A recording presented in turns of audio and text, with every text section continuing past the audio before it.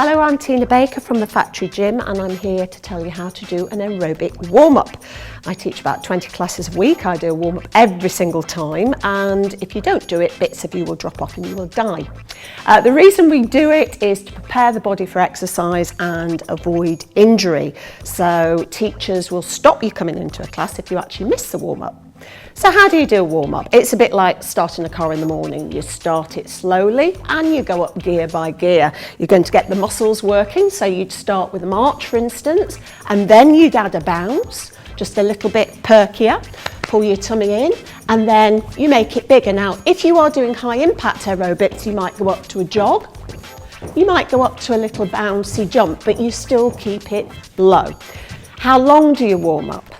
5-10 minutes. The older you are, the more it takes for your joints to get lubricated. It's like oil in your joints, needs to get all fluid, so they're like shock absorbers. Now, aerobic warm-up, if you just did the marching and jogging, you'd be fine to perhaps go for a jog. Aerobics, we use the whole body. Now, we don't do dancing warm-ups doing the neck, we don't go mad, but for instance, you would have to use the arms, so you might want to start with toe taps to the side, biceps, make the arms bigger so you involve the shoulders, and then reaching above your head. So the rule is start small, get bigger slowly, perhaps add a little bit more pace, and then if you're doing high impact, you add little bounce, but you never have to.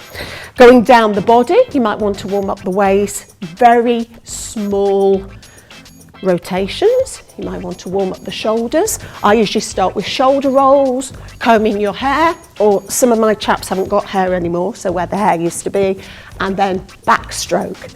Again, I'm sort of condensing all of this. You do this a lot slower.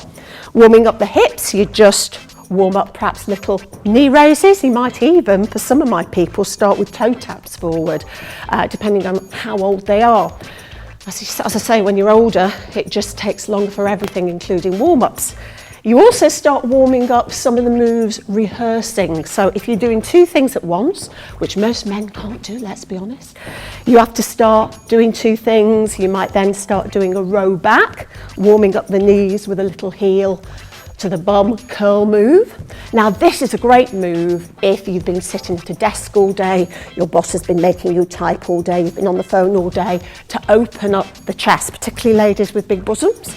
Gravity brings you forward. So upper decker knocker stoppers in place, deep breaths in.